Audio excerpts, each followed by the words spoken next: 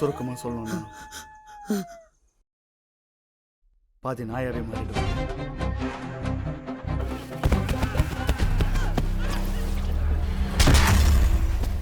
இந்த வீடியோல நிறைய படங்களோட வசூலை பார்க்க போறோம். ஓஜி இந்த 3 நாள் டோட்டல் கலெக்ஷன் எவ்வளவு, நேற்று சனிக்கிழமை எப்படி கலெக்ட் பண்ணிருக்கு, குஷி ரீ ரிலீஸ்ல எப்படி பெர்ஃபார்ம் பண்ணிக்கிட்டு இருக்கு, இதுக்கு முன்னாடி ரிலீஸ் ஆன சக்தி திருமகன், அப்புறம் இந்த வாரம் ரிலீஸ் ஆன பல்டி, இன்னும் நிறைய படங்களோட வசூலை பார்க்க போறோம். அதெல்லாம் எப்படி பெர்ஃபார்ம் பண்ணுது அப்படிங்கிறத இந்த வீடியோல ரொம்ப தெளிவா பார்ப்போம்.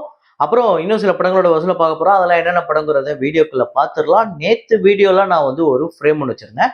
இப்போ நான் ஸ்க்ரீன்ல காட்டுறேன் பாருங்க, இதுதான் அந்த ஃப்ரேம். இதை ரொம்ப கம்மியான சில பேர் மட்டும்தான் கரெக்டாக கெஸ் பண்ணியிருந்தாங்க.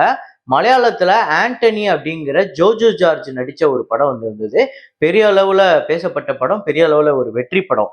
இந்த படத்துல வரக்கூடிய ஃப்ரேம் தான் அது. இதை கரெக்டா கெஸ் பண்ண முதல் 5 பேரு சேதுபதி வி அப்படிங்கிறவரு, சூர்யா அப்படிங்கிறவரு, பாரதி நிவாஸ், அப்புறம் இந்திராணி ரங்கநாதன் அப்படிங்கிற இந்த 5 பேர் தான் முதல்ல கரெக்டா கெஸ் பண்ணியிருக்காங்க. இன்னைக்கு ஒரு கான்செப்ட் ஆர்ட், ஸோ அந்த படத்துல இருக்கக்கூடிய முக்கியமான எலிமெண்ட்ஸை வச்சு ஒரு கான்செப்ட் ஆர்ட் ரெடி பண்ணியிருக்கேன். இதை பாருங்க, என்ன படம் அப்படிங்கறத கெஸ் பண்ணுங்க.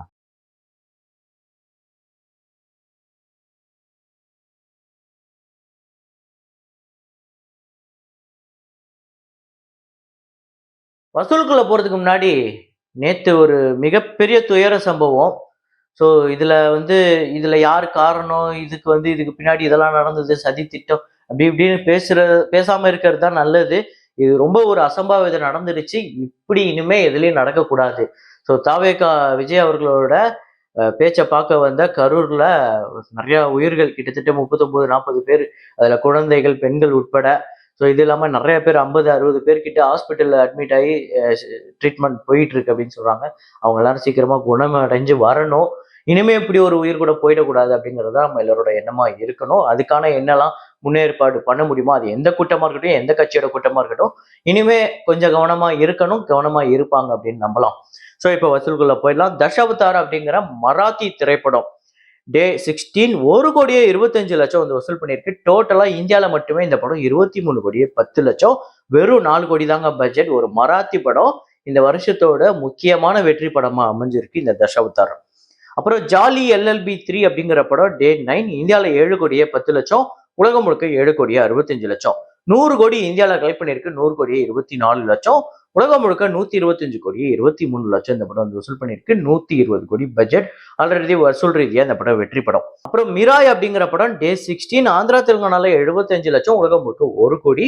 72,42,00,000 ஆந்திரா தெலுங்கானாலையும், 130 கோடியே 90,00,000 உலகம் முழுக்க வசூல் பண்ணியிருக்கு. 65 கோடி பட்ஜெட்.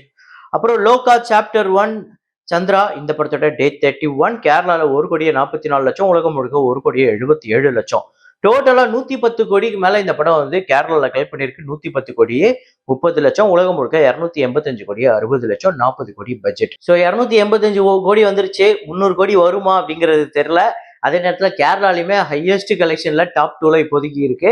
பாப்பா வரப்போற நாட்கள் எப்படி பெர்ஃபார்ம் பண்ணுதுன்னு. அப்புறம் மதராசி நேத்து 23வது நாள் தமிழ்நாட்டுல 18 லட்சம், உலகம் முழுக்க 23 லட்சம். 60 கோடி கடந்திருக்கு தமிழ்நாட்டுல. 60 கோடியே 11 லட்சம், உலகம் முழுக்க 104 கோடியே 15 லட்சம் இந்த படம் வசூல் பண்ணிருக்கு. 165 கோடி பட்ஜெட். தண்டகாரண்யம் அப்படிங்கிற படம் நேத்து டே 9 தமிழ்நாட்டுல 4 லட்சம், உலகம் முழுக்க 5 லட்சம். 1,28,00,000 தமிழ்நாட்டிலும், 1,45,00,000 உலகம் முழுக்க வசூல் பண்ணிருக்கு. 5.5 கோடி பட்ஜெட். அப்புறம் கிஸ் அப்படிங்கிற படம் டே 9 தமிழ்நாட்டுல 25 லட்சம், உலகம் முழுக்க 27 லட்சம். 3,90,00,000 தமிழ்நாட்டிலையும், 4,31,00,000 உலகம் முழுக்க வசூல் பண்ணிருக்கு. 8 கோடி பட்ஜெட். சக்தி திருமகன் நேத்து டே 9 தமிழ்நாட்டுல 44 லட்சம், உலகம் முழுக்க 53 லட்சம். 8 கோடியே 18 லட்சம் தமிழ்நாட்டிலையும், உலகம் முழுக்க 10 கோடியே 71 லட்சம் இந்த படம் வசூல் பண்ணிருக்கு. 12 கோடி பட்ஜெட். இன்னைக்கு ஞாயிற்றுக்கிழமை இதோட பெட்டரா வந்தா நல்லா இருக்கும். சூப்பர் கலெக்ஷன் வந்திருக்கு இது வரையும். அப்புறம் கிஸ்மி இடியட் அப்படிங்கிற படம் டே 2 தமிழ்நாட்டுல 3 லட்சம், உலகம் முழுக்க 4 லட்சம். டோட்டலா 19 லட்சம் வசூல் பண்ணிருக்கு. 5 கோடி பட்ஜெட். குற்றம் தவிர அப்படிங்கிற படம் டே 2 தமிழ்நாட்டுல 8 லட்சம், உலகம் முழுக்க 9 லட்சம். டோட்டலா இந்த படம் 18 லட்சம் உலகம் முழுக்க வசூல் பண்ணிருக்கு. 4 கோடி பட்ஜெட். பல்டி அப்படிங்கிற படம் டே 2 கேரளால 1 கோடி, தமிழ்நாட்டுல 15 லட்சம், உலகம் முழுக்க 1 கோடியே 30 லட்சம் வசூல் பண்ணிருக்கு. 1 கோடியே 84 லட்சம் கேரளாலையும், 26 லட்சம் தமிழ்நாட்டிலையும், உலகம் முழுக்க 2 கோடியே 32 லட்சம் இந்த படம் வசூல் பண்ணிருக்கு. 21 கோடி பட்ஜெட். ஸோ இந்த 2 நாள் இந்த பட்ஜெட்டை வச்சு கம்பேர் பண்ணி பார்க்கும்போது ரொம்ப சுமாரான வசூல் அப்படின்னு தான் சொல்ல முடியும். அப்புறம் பவன் கல்யாண் அவர்களோட ஓஜி நேத்து 3வது நாள் ஆந்திரா தெலுங்கானால 18 கோடி, கர்நாடகால 2 கோடி 55 லட்சம், தமிழ்நாட்டுல 28 லட்சம், ரெஸ்ட் ஆஃப் இந்தியால 65 லட்சம், ஓவர்சீஸ்ல 6 கோடியே 15 லட்சம், உலகம் முழுக்க 27 கோடியே 63 லட்சம் இந்த படம் வந்து வசூல் பண்ணியிருக்கு. டோட்டலா ஆந்திரா தெலுங்கானால 126 கோடியே 90 லட்சம், கர்நாடகால 12 கோடியே 95 லட்சம், தமிழ்நாட்டுல 2 கோடியே 31 லட்சம், ரெஸ்ட் ஆஃப் இந்தியால 4 கோடியே 5 லட்சம், ஓவர்சீஸ்ல 54 கோடியே 20 லட்சம், உலகம் முழுக்க 200 கோடியே கடந்திருக்கு, 200 கோடியே 41 லட்சம். ஸோ பிரீமியர் பிளஸ் டே 1 ஒரு மிகப்பெரிய வசூல் எடுத்திருந்தது. ஆனா டே 2வும் டே 3யும் அதுக்கு அப்படியே ஆப்போசிட்டா ஒரு கலெக்ஷன் எடுத்திருக்கு. ஸோ வரப்போற நாட்கள்ல இந்த படம் கண்டிப்பா பெரிய பெர்ஃபார்மன்ஸ் பண்ணியே ஆகணும். ஏன் அப்படின்னா ஆந்திரா தெலுங்கானால இந்த படம் பெரிய விலைக்கு போயிருக்கு. அதனால பெரிய கலெக்ஷன் தேவைப்படுது. இந்த படம் இப்போ மண்டே டியூஸ்டேலாம், அதாவது வீக் டேஸ்லாம் இந்த படம் சுமாரான கலெக்ஷன் வந்துச்சு அப்படின்னா இந்த படம் மீண்டும் ஹரஹர வீரமல்லு மாதிரி பவன் கல்யாணுக்கு ஒரு தோல்வி படமா அமையறதுக்கு வாய்ப்பாயிடும். அதனால கண்டிப்பா பெரிய கலெக்ஷன் தேவைப்படுது. இன்னைக்கு ஞாயிற்றுக்கிழமை பெரிய கலெக்ஷன் எடுக்குதா இல்லையான்னு பார்ப்போம். லைஃப் டைம் கலெக்ஷன் எவ்வளவு வரும் நீங்க நினைக்கிறீங்க அப்படிங்கறத கமெண்ட்ல போடுங்க. அப்புறம் தளபதி விஜய் அவர்களோட குஷி ரீ ரிலீஸ் நேத்து டே 3, தமிழ்நாட்டுல 66 லட்சம், உலகம் முழுக்க 83 லட்சம், 1 கோடியே 91 லட்சம் தமிழ்நாட்டிலும், 2 கோடியே 48 லட்சம் உலகம் முழுக்க வசூல் பண்ணியிருக்கு. ஸோ ரீ ரிலீஸ்ல இது ஒரு டீசென்டான கலெக்ஷன் அப்படின்னு தான் சொல்லுவேன். நல்ல கலெக்ஷனே வந்திருக்கு. ஸோ இன்னைக்கு வந்து 2 years of Chithha. So Siddharth அவர்களோட ஒரு ரொம்ப ரொம்ப முக்கியமான ஒரு படம். ரீசெண்ட் டைம்ல வந்து இந்தியன் 2க்காவோ இல்ல இன்னும் சில படங்களுக்காவோ அவரை பயங்கரமா கலாய்ச்சி அவர் மேடையில பேசின சில விஷயங்களுக்காக அவர் ட்ரோல் மெட்டீரியலா மாறினாலுமே இந்த படம் வந்தப்ப இவரை தூக்கி வச்சு கொண்டாடினது தான் உண்மை. ஸோ நம்ம அப்படிதானங்க ஒருத்தர் வந்து ஒரு நல்ல ப்ராடக்டை நம்ம கிட்ட கொடுத்து அவரை தலையில தூக்கி வச்சு கொண்டாடுவோம். அதே நேரத்துல அவர் ஏதாவது ஒண்ணு இசக்கு பிசக்கா ஏதாவது ஒண்ணு பண்ணிட்டா ட்ரோல் பண்ணுவோம். ஸோ அதெல்லாம் நடக்கிறது தான்.